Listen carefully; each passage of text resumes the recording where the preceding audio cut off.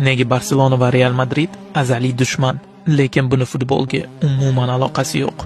Madrid Ispaniyaning markazi va poytaxti, Barselona esa Kataloniya viloyatidagi shahar. O'tgan asr 30-yillarida Ispaniyada fuqarolar urushi bo'ladi.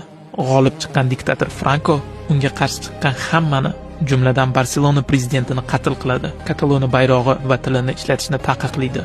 Rasman Francoga qarshi chiqolmagan barselonaliklar futbolda o'z alamini olishga harakat qiladi, lekin bu ham uzoqqa cho'zilmaydi. 1943-yilda Copa del Rey yarim finalini birinchi o'yinida Barsa 3-0 hisobida yutadi. Lekin javob o'yinidan oldin Franco askarlari Barselona futbolchilarini o'ldirish bilan qo'rqitadi va oqibatda Real 11-1 hisobida g'alaba qozonadi. Oradan bir necha oy o'tib, Real prezidenti Santiago Bernabeu Barsa bilan aloqani tiklash uchun rasman ulardan uzr so'raydi. Bu voqeaga javoban 1948-yilda Real olmoqchi bo'lgan superstar futbolchi Kubalani Barselona ilib ketadi.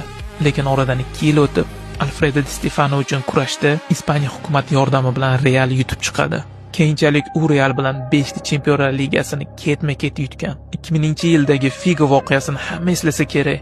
Realga o'tib ketganidan keyin Barsa muxlislari uni o'ldirish bilan ham qo'rqitishgan. Lekin tanganing orqa tomoni shundaki, Barsa shunchaki klub emas, u Kataloniya hokimiyati tomonidan mutlaq ta'minlangan va Ispaniya birligiga qarshi chiqadigan qo'zg'olon ramzidir. 2017-yilda Kataloniya mustaqillik uchun noqonuniy referendum o'tkazadi va Madrid hokimiyati uni bekor qilib, Kataloniya hukumatini tarqatib yuboradi.